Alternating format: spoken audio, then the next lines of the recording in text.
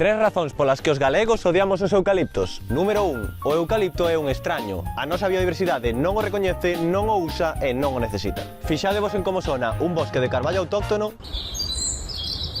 comparado cun eucaliptal.